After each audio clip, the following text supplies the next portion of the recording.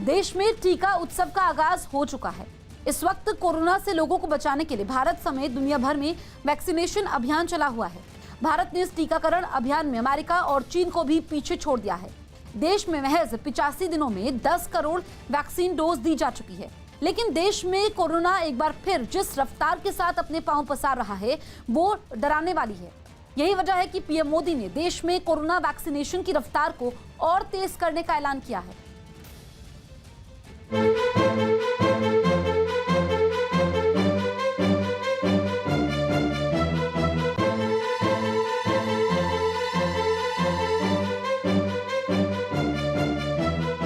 मेरी नौजवानों से विशेष अपील, 45 साल के ऊपर के जो लोग हैं उनको वैक्सीन लगाने के लिए मदद करिए। ज्यादा से ज्यादा एलिजिबल लोगों को वैक्सीनेट करें। कोरोना पर पीएम मोदी का नया मंत्र।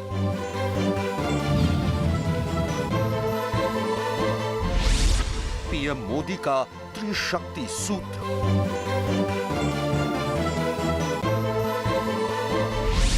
ट्रिपल टी से हारेगा कोरोना।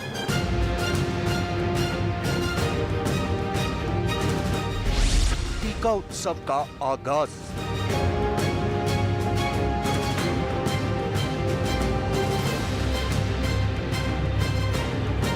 मैं देश के युवाओं से भी आग्रह करूंगा कि आप अपने आसपास के भी 45 साल के ऊपर के जो लोग हैं उनको वैक्सीन लगाने के लिए मदद करिए। मेरी नौजवानों से विशेष अपील है, आप हेल्दी हैं, सामर्थ्यवान हैं, आप बहुत कुछ कर सकते हैं। 11 अप्रैल को भारत के महान समाज सुधारक महात्मा ज्योतिराव गोविंदराव फूले की जन्म जयंती के तौर पर भी मनाया जाता है और प्रधानमंत्री नरेंद्र मोदी ने 8 अप्रैल को ही 11 अप्रैल से लेकर 14 अप्रैल यानी बाबा साहब भीमराव अंबेडकर की 130वीं जयंती तक देश में कोरोना के खिलाफ टीका उत्सव मनाने का आह्वान कर दिया था। इसका मकसद ज्योतिबा फूले और बाबा साहब को श्रद्धांजलि देने के साथ साथ देश के कोरोना वैक्सीनेशन की रफ्तार को और तेज करने का भी है।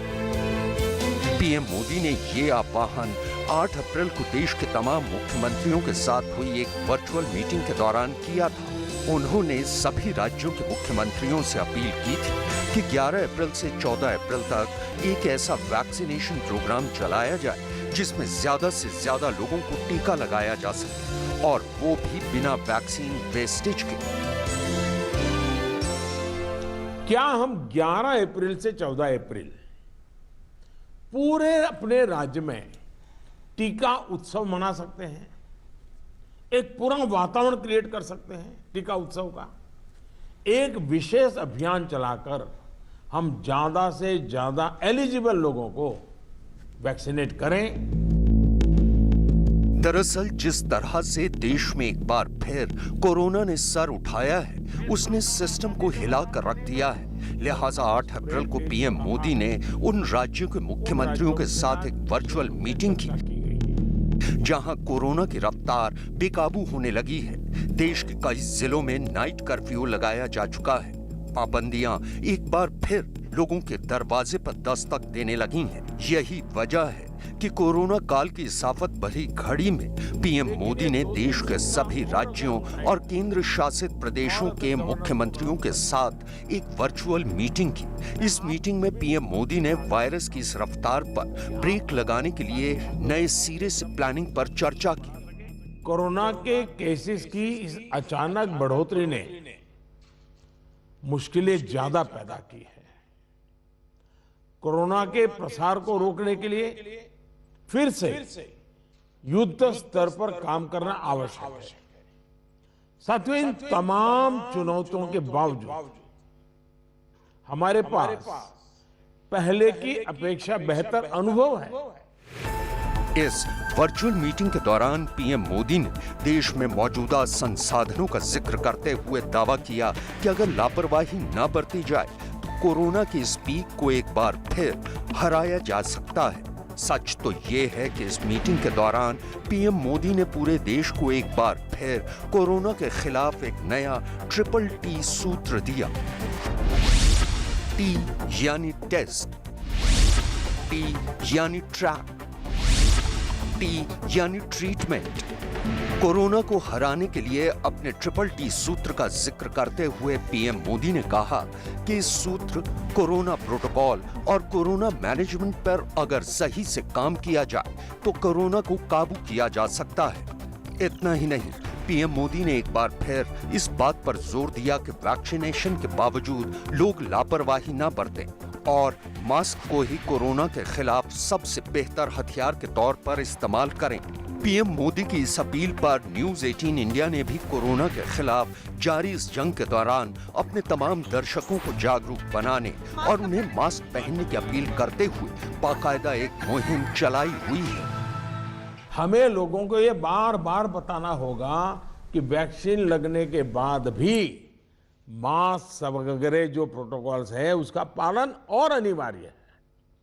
इंडिविजुअल लेवल पर लोगों में मास्क और सावधानी को लेकर जो लापरवाही आई है उसके लिए फिर से जागरूकता जरूरी है। सच तो ये है कि प्रधानमंत्री नरेंद्र मोदी ने 1 मार्च को कोरोना के खिलाफ टीकाकरण अभियान के तीसरे चरण की शुरुआत में ही वैक्सीन की पहली डोज लगवाई थी। पीएम मोदी ने 1 मार्च की सुबह एम्स पहुंचकर टीका लगवाया था। पीएम मोदी ने ICMR यानी भारतीय आयुर्विज्ञान अनुसंधान परिषद और भारत बायोटेक के संयुक्त प्रयासों से विकसित कोविड वैक्सीन कोवैक्स लगवाई थी।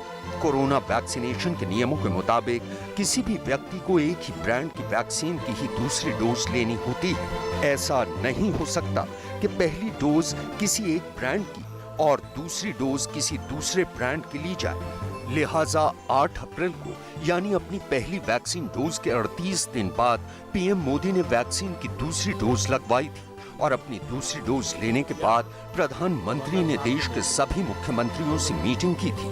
दरअसल भारत में एक बार फिर महामारी की इस डराने वाली रफ्तार के पीछे लोगों की लापरवाही को सबसे बड़ी वजह माना जा रहा है, जिसकी वजह से कई राज्यों ने नाइट कर्फ्यू लगा दिया है।